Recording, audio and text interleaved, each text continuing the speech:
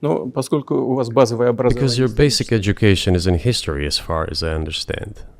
Yes. So if you don't mind, I will take only 30 seconds or 1 minute to give you a short reference to history for giving you a little historical background. Please. The Russian state started gathering itself as a centralized statehood in 862, when the townspeople of Novgorod invited a Varangian prince, Rurik, from Scandinavia to reign. So Russia began to develop with two centers of power, Kiev and Novgorod.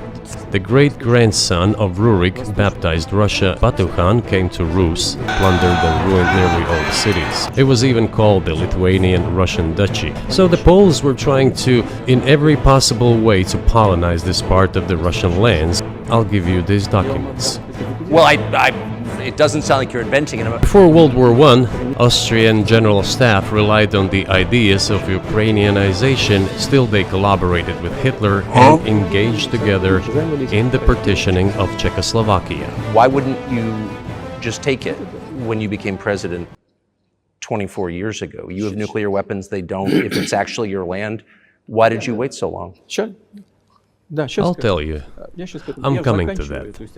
This briefing is coming to an end. It might be boring, but it explains many things. I just don't know how it's relevant. The USSR, I have read some archived documents, behaved very honestly. Outcome of the Russo-Turkish Wars, they were called New Russia or Novorossiya. So Romania and Hungary had some of their lands taken away and given to the Soviet Ukraine. Have you told Viktor Orban that he can have part of Ukraine?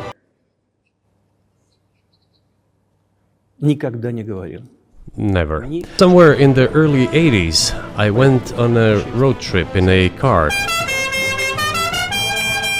You explain at great length that you felt a physical threat from the West in NATO, including potentially a nuclear threat, and that's what got you to move. Is that a fair characterization of what you said?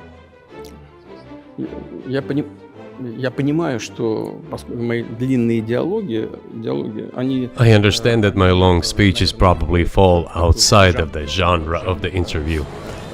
That is why I asked you at the beginning, are we going to have a serious talk or a show? You said a serious talk, so bear with me, please. We're coming to the point where the Soviet Ukraine was established. Thanks for the money, dummy.